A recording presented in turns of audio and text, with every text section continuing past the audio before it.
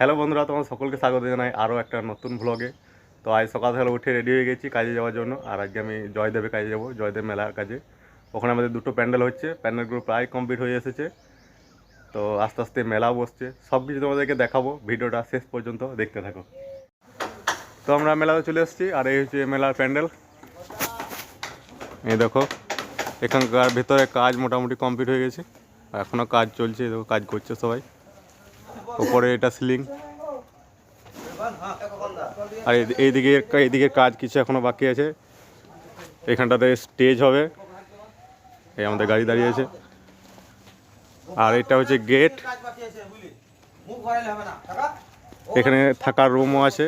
এই দেখো, এগুলো থাকার রুম। এখানে যারা এখানে কীর্তন গান করতে আসে তাদেরকে রুম দেওয়া হয় থাকার জন্য। এই একটা রুম, এই একটা রুম, এখানে অনেকগুলো রুম আছে। এটা মেন রোড। তো কালকে রাত হয়ে গেছিলো, ওই জন্য ভিডিওটা কন্টিনিউ করতে পারিনি। তো দেখো আজকে কমপ্লিট হয়ে গেছে। এই হচ্ছে স্টেজ কমপ্লিট হয়ে গেছে। আর এটা আদি ধর্ম সেবাশ্রমের প্যান্ডেল। আর বাইরে গেটটাও কালকে দেখানো হয়নি, তো আজকে বাইরে গেটটা কমপ্লিট হয়ে গেছে। চলো দেখাই তোমাদেরকে।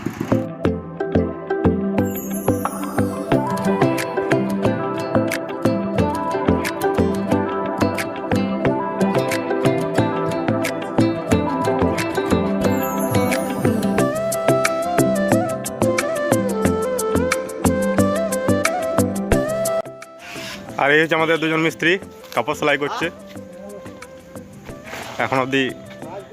এখন অল্প স্বল্প কাজ বাকি আছে, পুরো কাজ হয়নি এখনো। আর দেখো দুজন মিস্ত্রি সেলাই করছে।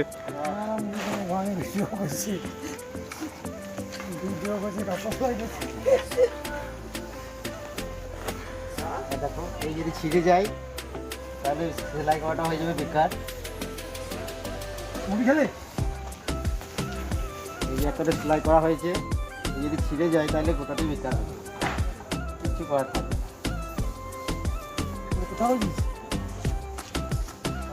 তো শীতের দিনে খুব ঠান্ডা করে, সেই জন্য আশ্রমের ভেতরে দেখো খড় দেওয়া হচ্ছে,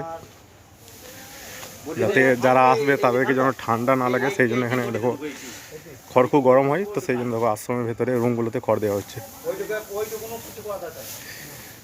এই দেখো এখানে খড় দেওয়া হয়েছে, এগুলো খড় দিচ্ছে আরো।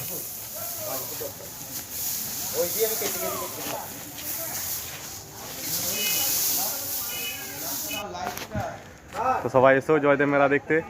আর প্যান্ডেল কেমন হয়েছে কমেন্ট করে জানিও।